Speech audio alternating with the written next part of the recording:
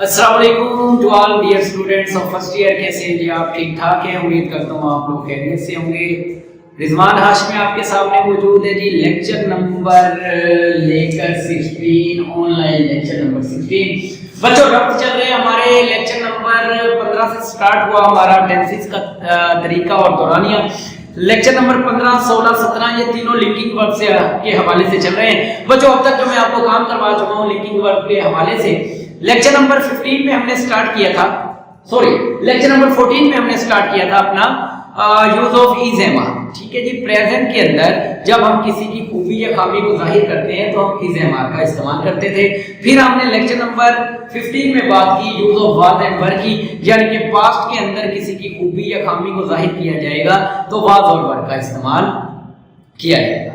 तो इसके अलावा लेक्चर नंबर 15 के अंदर ही मैंने आपको use of has, use of have और यूज ऑफ हैड का यूज भी बता दिया था। हैज और हैव मैंने आपको बताए थे कि प्रेजेंट के अंदर जब हम किसी चीज पर किसी की मलकियत को या अपनी मलकियत को जाहिर करते हैं तो फिर हम हैज और हैव का इस्तेमाल करते हैं। जैसा कि मैंने कहा था कि जी मेरे पास कुछ किताबें हैं, मैंने कहा जी आई हैव सम बुक्स। फिर मैंने कहा जी कि अली के पास कुछ किताबें हैं, मैंने कहा जी अली हैज सम बुक्स। मैंने आपको हैज और हैव का भी डिफरेंस बताया। फिर मैंने आपको कहा जी कि पास्ट के अंदर जब हम मलकियत को जाहिर करेंगे तो उसमें for all subject had he इस्तेमाल होगा। जैसे कि मैंने कहा जी कि मेरे पास कुछ किताबें थी, मैंने कहा आई हैड सम बुक्स। मैंने कहा अली के पास कुछ किताबें थी तो भी मैंने कहा अली हैड सम बुक्स। तो पास्ट में सबके साथ हैड का ही इस्तेमाल होता है। बच्चों आज एक नए टॉपिक के साथ आपके सामने हूं जी, और आज का लेक्चर नंबर 16 बनेगा हमारा ऑनलाइन फर्स्ट ईयर क्लास का। आज हम करेंगे जी दो यूज जो के बड़े हैं मैं जी, जो हमारी रोजमर्रा जिंदगी में हमें बोलने पड़ते हैं और बातों का हम इनको गलत भी बोल देते हैं, तो इसलिए आज हम इन पर वर्क करेंगे जी। आज हमारा टॉपिक है जी यूज ऑफ देयर और it. Use of there, THERE, there और यूज ऑफ इट। बच्चों सबसे पहले हम स्टार्ट करेंगे जी यूज ऑफ देयर का इस्तेमाल, THERE, देयर। ठीक है जी। पहला यूज है जी इसका, और जो कि बहुत अहम यूज है, जब किसी जगह किसी चीज की मौजूदगी को जाहिर किया जाए तो फिर हम उसका सब्जेक्ट जो होता है वो हमेशा देयर होगा। बेटे ये दोनों फिक्रे बड़े कंफ्यूजिंग होते हैं, हैज है और देयर, ये अक्सर हमें कंफ्यूज कर देता है। ठीक है जी।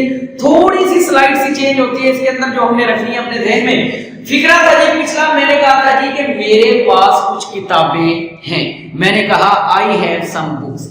आज मैं कह रहा हूं जी मेरे बैग में कुछ किताबें हैं, यानी कि मलकियत को जाहिर यहां भी किया जाएगा, लेकिन यहां प्लेस ऑफ पोजेशन भी हमें बताई जाएगी कि जो चीज मैं रखता हूं या जो चीज मेरे पास है वो किस जगह मौजूद है। फॉर एग्जांपल मैंने कहा जी मेरे बैग में कुछ किताबें हैं और मेरे पास कुछ किताबें हैं। अब दोनों में है तो पोजीशन, लेकिन एक जगह ये है कि मेरे पास किताबें हैं, पता नहीं है कि वो कहां है। लेकिन अब मैं प्लेस भी साथ मेंशन करूंगा तो फिर मैं देयर का यूज करूंगा। मैं कहूंगा जी देयर आर सम बुक्स। कहां है जी? इन माय बैग। ठीक है मेरे बच्चे। अब इन दोनों फिक्रों में फर्क कहां आ रहा है?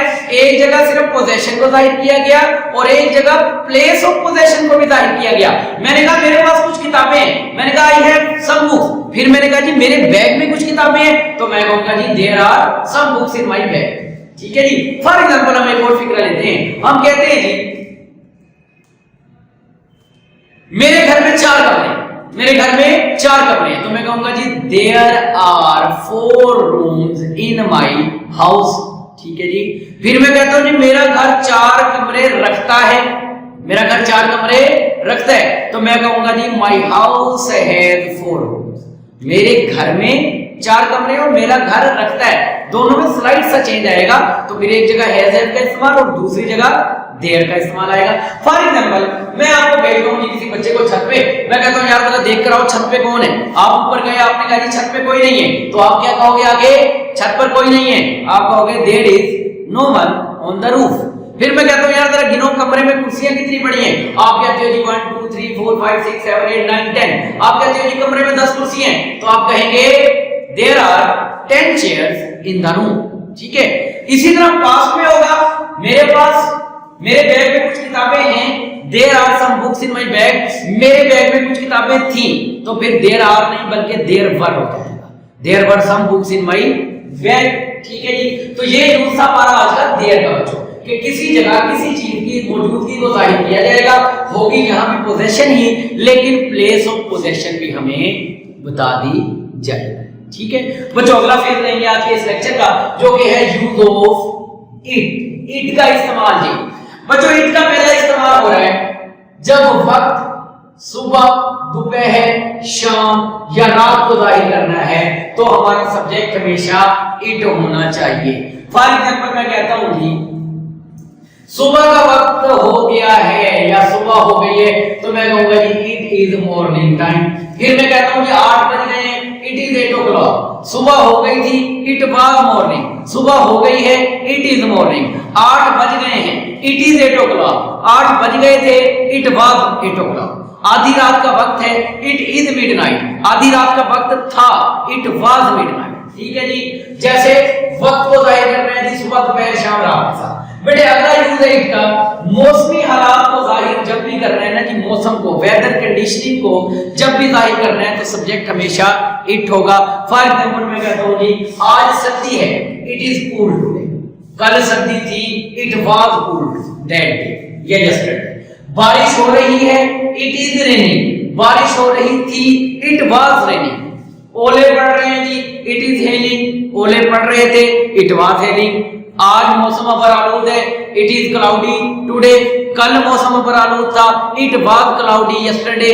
तो मीन कि चाहे प्रेजेंट में चाहे पास्ट में जब भी मौसमी हालत को बयान करना है, तो सब्जेक्ट हमेशा इट होना चाहिए। जैसे कि हमने कहा कि बारिश हो रही है, हमने कहा इट इज रेनिंग। बारिश हो रही थी, it was morning, sorry it was raining. बेटे अगला तीसरा इस्तेमाल है इट का आदत या फर्ज के लिए, यानी कि जब अपनी आदत या अपनी फर्ज को जाहिर करना है, तो सब्जेक्ट हमेशा इट यूज करना है। जैसे मैं कहता हूं जी कि ये मेरी आदत है, इट इज माय हैबिट। फिर मैं कहता हूं जी ये मेरा फर्ज है, इट इज माय ड्यूटी, ठीक है जी। तो वहां भी हमेशा सब्जेक्ट हमारा इट होगा। इसमें भी बेटे इंटरोगेशन में जाएगा, इसमें भी सिंपल फिक्रा होगा, इसमें भी नेगेटिव फिक्रा होगा, और इसमें भी इंटरोगेटिव प्लस नेगेटिव फिक्रा होगा। फॉर एग्जांपल हम कहते हैं जी आज सर्दी है, इट इज कूल टुडे। क्या आज सर्दी है, इज इट कूल टुडे। आज सर्दी नहीं है, it is not cool today, और is it not cool today. बारिश हो रही है, इट इज रेनिंग। क्या बारिश हो रही है, इज इट रेनिंग। बारिश नहीं हो रही है, इट इज नॉट रेनिंग, और क्या बारिश नहीं हो रही है, इज इट नॉट रेनिंग, ठीक है जी। उसके बाद आने वाला इसमें भी हमारे सिंपल फिक्रे भी बनेंगे, नेगेटिव भी बनेंगे, इंटरोगेटिव भी बनेंगे, और इंटरोगेटिव प्लस नेगेटिव भी बनेगा। फॉर एग्जांपल मैं कहता हूं कि मेरे बैग में कुछ किताबें हैं, there are some books in my bag. फिर मैं कहता हूं क्या मेरे बैग में कुछ किताबें हैं, are there some books in my bag. मेरे बैग में कुछ किताबें नहीं है, there are not some books in my bag, और are there not some books in my bag. इसी तरह there are some books, are there some books. इसी तरह से इसमें सवालिया भी बनेंगे, मनफी भी बनेंगे, नेगेटिव भी बनेंगे, और नेगेटिव प्लस इंटरोगेटिव भी बनेंगे। बट एक चीज आप लोग ध्यान में रखें कि सेंटेंस स्ट्रक्चर सेम है, इज एम आर से लेकर इट तक हम पहुंच गए हैं। सेंटेंस स्ट्रक्चर सेम आ रहा है, चेंज हो रहे हैं सिर्फ हमारे हेल्पिंग वर्ड्स, ठीक है जी। और जिस तरह उधर हमने इज एम आर को बाहर ले गए सवालिया के लिए, फिर हम वाज वार को भी बाहर ले गए सब्जेक्ट से, इसी तरह देयर को बाहर ले जा रहे हैं, इट को बाहर ले जा रहे हैं। तो ये था हमारा लेक्चर नंबर 16, जिसमें हमने आज यूज किया यूज ऑफ देयर और यूज ऑफ इट का। इंशाल्लाह नेक्स्ट लेक्चर में आपके साथ किसी और लिंकिंग वर्ब के साथ हाजिर होंगे। तब तक के लिए अल्लाह हाफिज़, दुआ में याद रखिए।